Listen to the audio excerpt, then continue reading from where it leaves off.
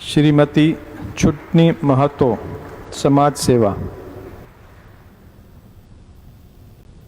आज माइलस्टोन के इस एपिसोड में मैं बात करूंगा वैसी महिला की जिसे कभी डायन जैसी कुप्रथा का शिकार होना पड़ा, लेकिन उनके 25-26 साल के लंबे संघर्ष के बाद उन्हें पिछले साल 2021 में राष्ट्रपति द्वारा पद्मश्री सम्मान से भी सम्मानित किया गया। जी हाँ, मैं बात कर रहा हूँ छूटनी देवी की।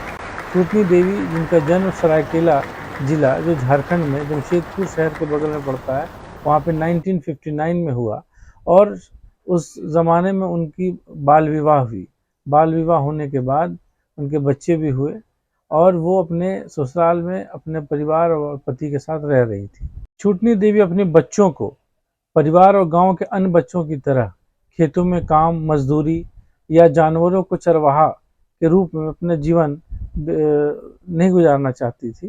वो चाहती थी कि उनके बच्चे पढ़े और कुछ अच्छा करें, इसलिए अपने बच्चों को पढ़ाने लगी। लेकिन उसका ये डिसीजन से उनके परिवार और गांव वालों को अच्छा नहीं लगा। उन्हें ये खलने लगा कि उनके बच्चे काम और मजदूरी और चरवाहा का काम करेंगे और इनके बच्चे पढ़ेंगे।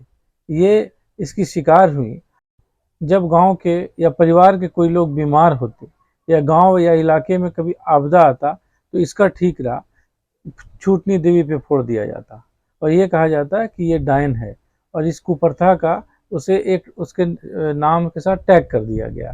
पूरे गांव के लोग और समाज के लोग उसका जीना दुश्वार करने लगे। गांव और परिवार के कुछ लोग का नज़र उसके प्रॉपर्टीज़ पे था, उसके घर पे था। इसलिए उस ज़माने में ये मशहूर था कि किसी का ज़मीन हड़पना हो या घर हड़पना हो तो उसे कुप्रथा और अंधविश्वास का टैग लगा के उसे बदनाम कर दिया जाए।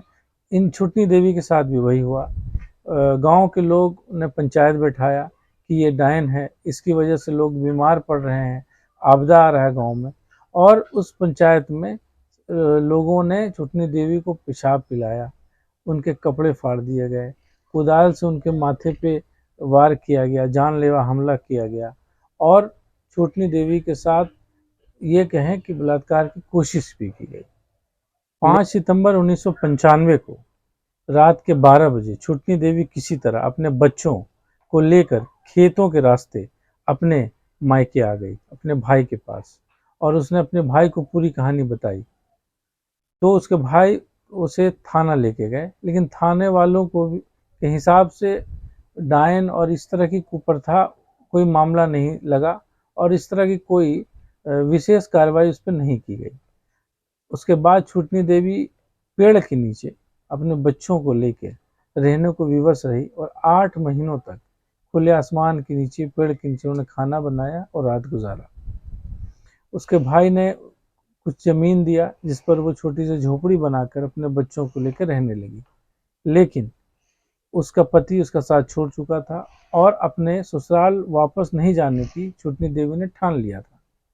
और छूटनी देवी ने अपना जीवन का एक उद्देश्य बना लिया, एक विषय चुन लिया कि मुझे डायन जैसी कुप्रथा के खिलाफ लड़ना है और जो वो शिकार हुई है वैसी कुप्रथा से किसी और महिला को शिकार होने से बचाना है।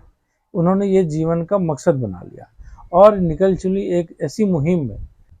छूटनी देवी अकेले निकल पड़ी इस रास्ते कि लोगों को जागरूक करना है और डायन प्रथा, भूत, अंधविश्वास जैसे चीज़ों से लोगों को मुक्त करना है। गांव-गांव पे निकल के वो इसको लेकर लोगों को जागरूक करने लगी। धीरे धीरे ये मुहिम में लोग जुड़ते गए और आज छूटनी देवी के साथ लगभग 60 महिलाएं जो कभी इस अंधविश्वास की शिकार हुई थी, वो छूटनी देवी की टीम में है और वो गांव-गांव जाकर लोगों को जागरूक करती हैं और आज तक कईयों जान बचा चुकी हैं जो भी इसके शिकार होती है। जब भी सूचना मिलता है कि किसी इलाके, किसी गांव में ऐसा अंधविश्वास की शिकार होने वाली है कोई महिला, वहां जाकर उसकी जान बचाती और लोगों को जागरूक करती। आज उनके साथ उनकी बेटी भी इस मुहिम में जुड़ चुकी हैं और छूटनी देवी के जीवन के पूरे सफ़र पे एक डॉक्यूमेंट्री फिल्म बनी है और बॉलीवुड में भी एक फिल्म बनी है जिसका नाम है काला सच।